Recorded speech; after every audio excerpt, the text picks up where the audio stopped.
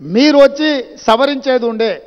లేదు, మీ ప్రతినిధిగా మాట్లాడిన హరీష్ రావు గారు ఇది తప్పు, ఈ తీర్మానంలో లోపాలు ఉన్నాయి, దీన్ని సవరిస్తున్నామని తీర్మానం సవరించి ప్రతిపాదించేది ఉండే. నేను చెప్పింది చెప్పినట్టుగా హరీష్ రావు గారు లాంటి వాళ్ళకి ఆ పార్టీలో విలువ లేదు, వాళ్ళ మాటల పట్ల విశ్వాసం లేదు. అందుకే చంద్రశేఖర్ రావాలని మేము అడిగినాము, మీరు రాలేదు. ఇవాళ అంటున్నాడు ఆయన, ముఖ్యమంత్రి గారు అఖిలపక్షాన్ని ఢిల్లీకి తీసుకెళ్లాలని. ముఖ్యమంత్రి గారు అఖిలపక్షాన్ని ఢిల్లీకి తీసుకెళ్తాను, ఒకవేళ శాసనసభలో మీరు వచ్చి మీరు ఆ ప్రతిపాదన పెట్టండి. మా ప్రభుత్వము వినడానికి, ప్రజలకు మేలు జరిగే విధానాలు చేపట్టడానికి స్పష్టంగా ఒక స్పష్టతతో ఉన్నది.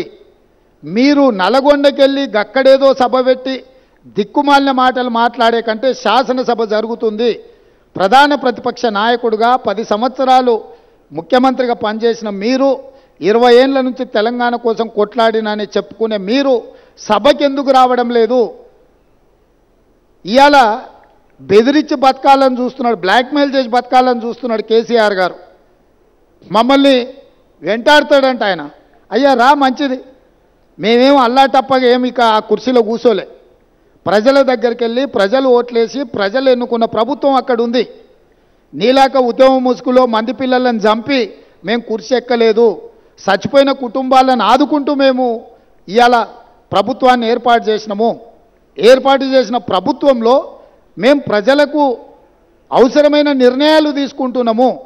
నిజంగానే నేను చంద్రశేఖరరావు గారిని సూటిగా అడుగుతున్నా, మీరు ఈ లోపాలలో, కాళేశ్వరంలో జరిగిన అవినీతిలో మీకు భాగస్వామ్యం లేకపోతే మీరు ఎందుకు భయపడుతున్నారు కాళేశ్వరం రావడానికి?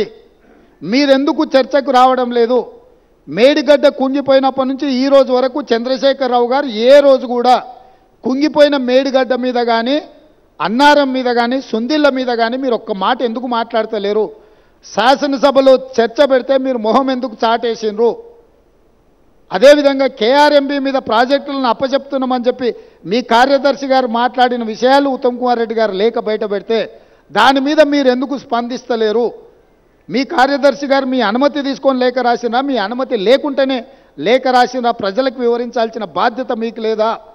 ఈరోజు కాళేశ్వరం అవినీతి మీద చర్చ జరిగినప్పుడు ఈ అవినీతి గురించి చర్చ జరగకుండా ఉండాలి అని, ఈ సమస్యను తప్పుదోవ పట్టించాలని ఈరోజు మీరు నల్గొండలో మీటింగ్ పెట్టినరు.